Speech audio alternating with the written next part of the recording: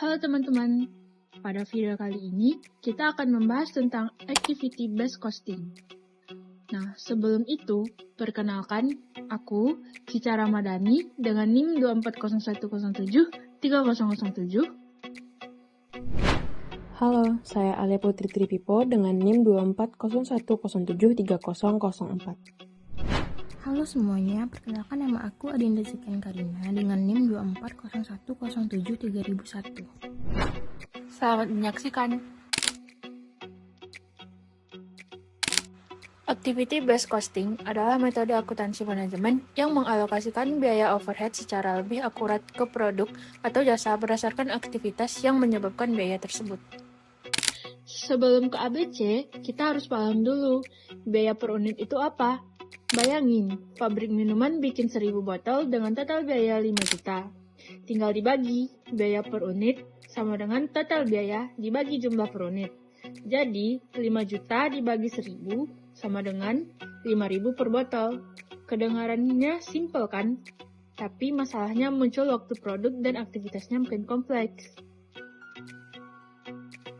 Di sistem tradisional, biaya overhead biasanya dialokasikan pakai satu dasar, misalnya jam kerja langsung atau jam mesin.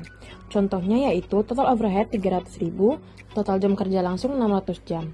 Lalu, tarif overhead itu didapatkan dari 300.000 dibagi 600 jam, dapatlah 500 per jam.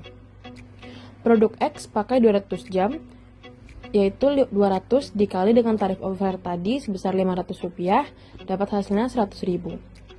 Lalu produk Y pakai 400 jam. 400 dikali Rp500 dapat 200.000. Cepat, tapi belum tentu akurat. Masalahnya yang pertama yaitu hanya pakai satu dasar pembebanan, padahal aktivitasnya banyak jenis. Masalah kedua, produk yang butuh banyak aktivitas rumit kadang kelihatan murah. Lalu masalah yang ketiga, produk sederhana bisa jadi terlalu mahal. Jadi, biaya produk bisa terdistorsi. Akibatnya, perusahaan bisa salah menetapkan harga, salah pilih produk mana yang diprioritaskan. Disinilah ABC masuk sebagai pahlawan. Activity based costing itu idenya sederhana. Bukan tanya berapa volume produksinya, tapi aktivitas apa saja yang dipakai produk ini dan seberapa banyak. Baiklah, di sini saya akan ulang langkah-langkahnya. Yang pertama itu ada identifikasi aktivitas, misalnya setup mesin, inspeksi kualitas, dan pengemasan. Yang kedua, kumpulkan biaya per aktivitas jadi cost pool. Yang ketiga, tentukan cost driver, misalnya jumlah setup, jumlah inspeksi. Yang keempat, hitung tarif aktivitas.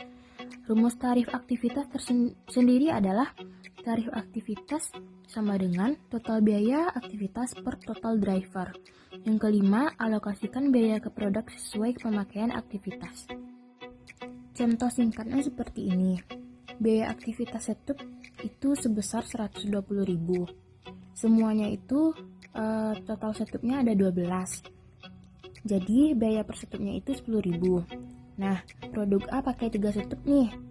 Jadi 3 dikali 10.000 hasilnya 30.000. Yang produk B pakai 9 setup. Jadi 9 kali 10.000 hasilnya 90.000. Jadi produk yang lebih sharing atau merepotkan aktivitas dapat porsi biaya lebih besar, lebih adil, lebih cepat dan akurat. Biar lebih rapi nih, aktivitas di ABC biasanya dikelompokkan menjadi 4 bagian. Yang pertama itu ada unit level. Unit level ini terjadi setiap satu unit diproduksi, misalnya pemakaian bahan baku. Yang kedua ada batch level. Terjadi tiap satu batch, misalnya setup mesin untuk satu kelompok produksi. Yang ketiga ada product level. Terkait satu jenis produk, seperti desain produk atau iklan khusus. Yang keempat itu ada facility level. Menopang pabrik secara keseluruhan, misalnya sewa gedung dan keamanan.